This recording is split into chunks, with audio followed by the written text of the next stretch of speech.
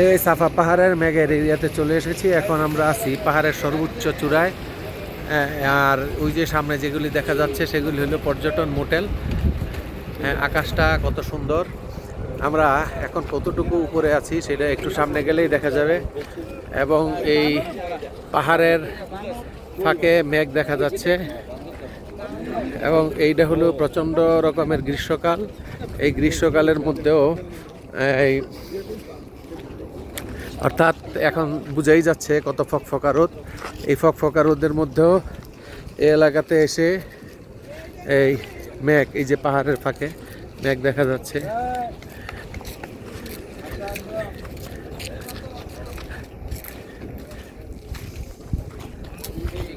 এই যে হাজী সাহেবরা আলহামদুলিল্লাহ, এখানে আমরা মোট 44 জন এই সাফা এলাকা দেখতে এসেছি।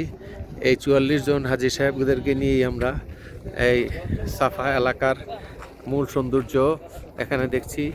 আমরা এই যে বুঝাই যাচ্ছে যে আমরা পাহাড়ের কত উপরে আছি।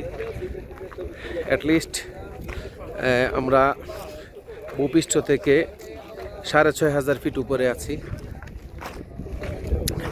আমরা একেবারে সামনের দিকে, আর একটু সামনের দিকে গেলে দেখা যাবে যে পাহাড়ের একেবারে কিনারায় দাঁড়িয়ে আমরা দেখতে পাবো যে আমরা কত উপরে আছি। শিউরে ওঠার মতো অবস্থা। এবং এই পাহাড়ের ডাল হলো একেবারে সোজা খাড়া, যার কারণে এত কাছে যাওয়া ঠিক হবে না।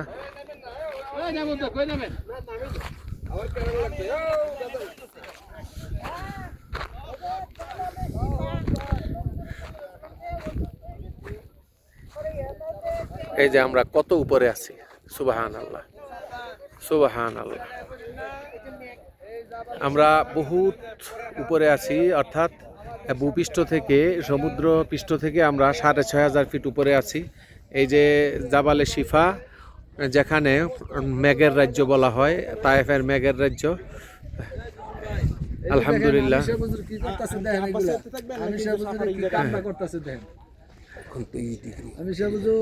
এখন 23 ডিগ্রি তাপমাত্রায় আমরা আছি। আর মক্কাতে 46-47 ডিগ্রি তাপমাত্রা থাকে। এই 23 ডিগ্রি তাপমাত্রার মধ্যে আমরা আছি। এখন এই বাতাসগুলি খুব ঠান্ডা লাগছে আমাদের কাছে।